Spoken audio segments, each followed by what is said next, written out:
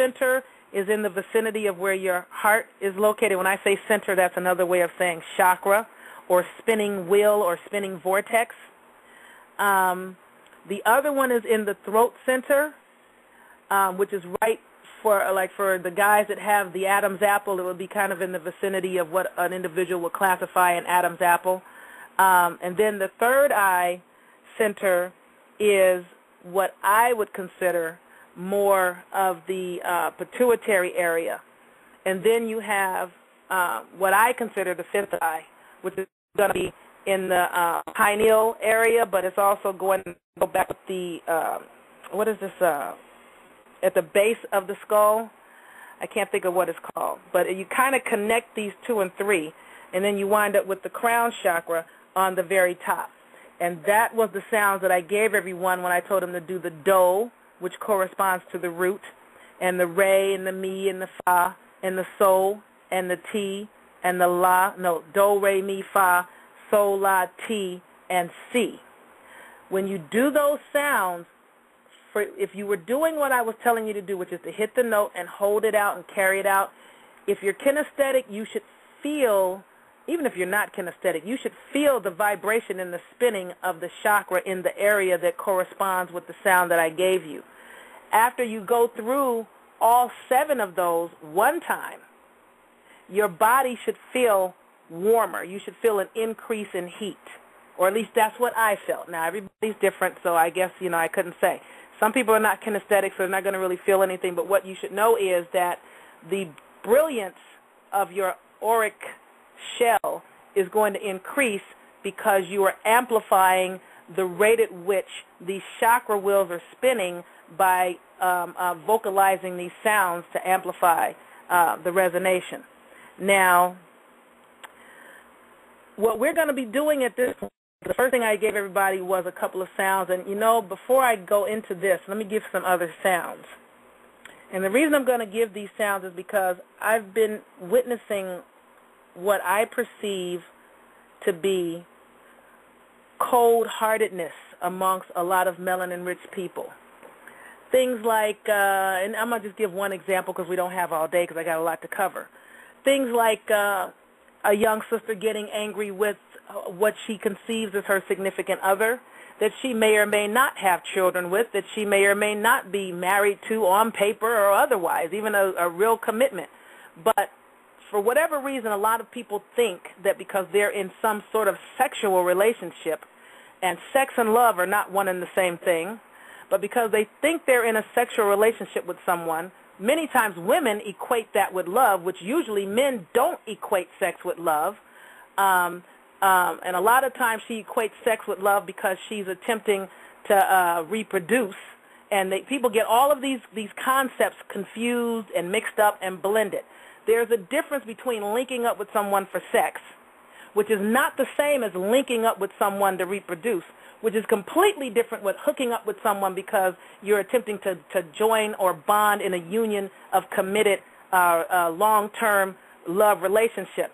But I've witnessed some of these young females perceiving that they own the significant other or male that they're with, and they're saying things like, man, I'm going to F up your car, and I'm going to flatten your tires, and I'm going to buzz out your windows, and just things that, in my estimation, are so far removed from any type of high-mindedness or high-heartedness for melanin-rich beings.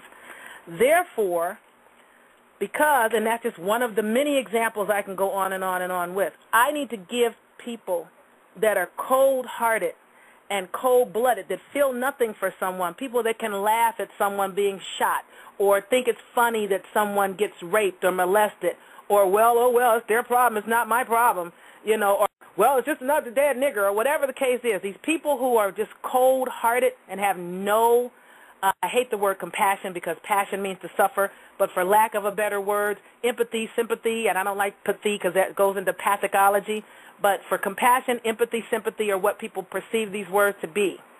Because people are so, their hearts are so stone cold, I'm going to give you some sounds to amplify your heart chakra and increase the amount of feeling that you can feel for someone else. And the primary reason for that is one of the things required to be a master at what people call psychic power or psychic energy, or commanding the protons, neutrons, and electrons with your thought and your feeling. One of the major requirements is to be able to empathize or sympathize with someone else and understand how somebody else might feel, and put yourself in someone else's position and go, well, I wouldn't want that to happen to me, or I really feel bad about what happened to that person because I think, isn't that horrible what happened to this child?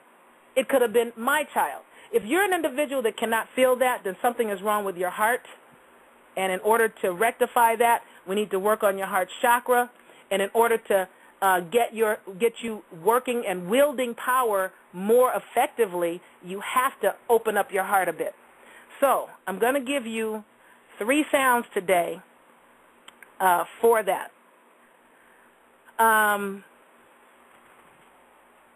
I'm going to give you one that I've already given you, which is Fa, F-A.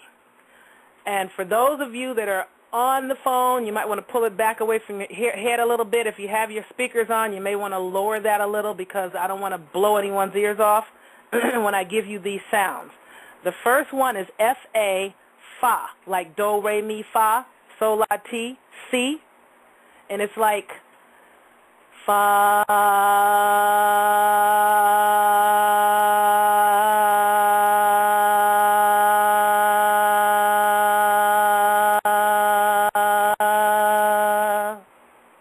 Now, you should carry it out longer than that, but again, we don't have all day. That is going to amplify and spin your heart chakra and help it to work for you better. The other sound that I'm going to give you is M-E-H, and it's pronounced meh, meh, M-E-H, kind of like eh with meh with an M in front, meh. And it helps you to soothe any type of nervous tendency or nervous reaction. Anybody's got bad nerves or is a nervous wreck needs to learn the meh sound, which will also help influence your heart chakra spinning center wheel. And it's M-E-H, and it goes like meh.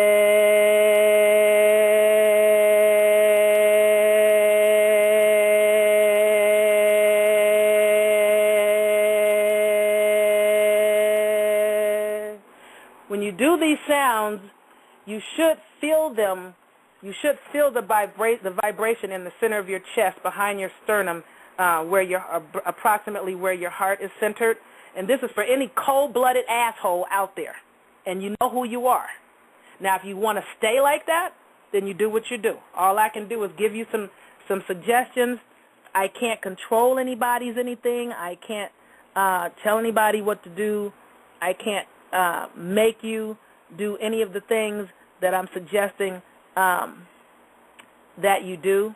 But these are things that you need to work on in order to increase how you feel about what other people are going through and how you behave where other people are concerned. That is the capacity to start wielding the molecules and atoms of space and time more effectively as an individual.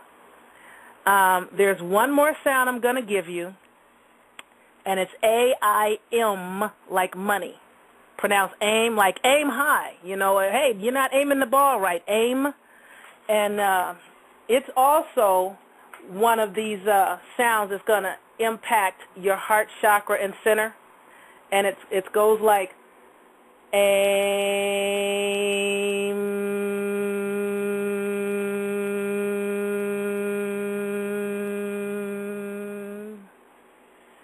Now, that's the first order of business. And I'm only doing that because I'm experiencing just way too much cold-hearted, lack of feeling, behavior, and procedures coming from melanin-rich people who are, for lack of better words, the heart people of the planet. Especially if you're of America. If you're an American, you're supposed to be the heart people of the planet.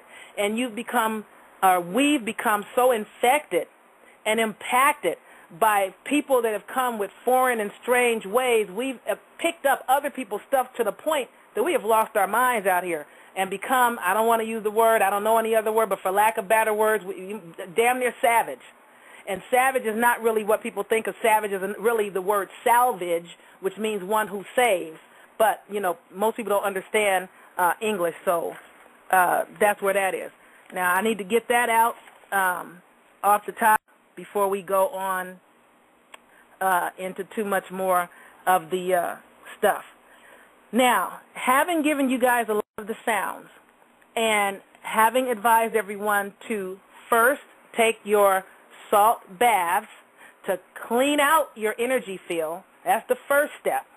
Then do particular sounds, and if you're visual, you can see these wheels spinning in proper colors. I'm getting ready to give you guys a bunch of colors and stuff, so everybody go get a pen and paper if you don't already have it, because there's a lot that you're going to have to take notes on today, and hopefully you're ready to go.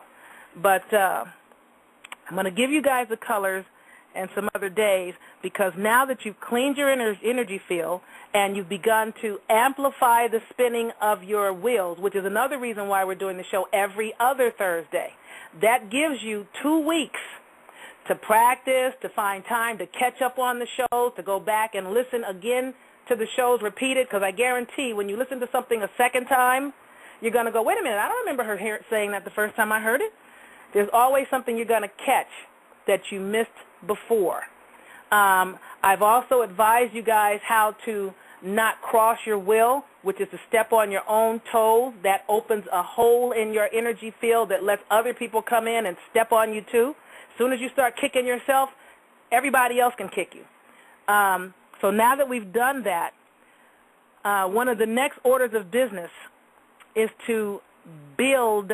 Now that we've cleansed the energy field and we've started spinning and amplifying the energy, is to build a fortified aura of protection around yourself, because that is the truest form of self-defense and protection that you will ever have. A lot of people think it's guns and knives and this and that.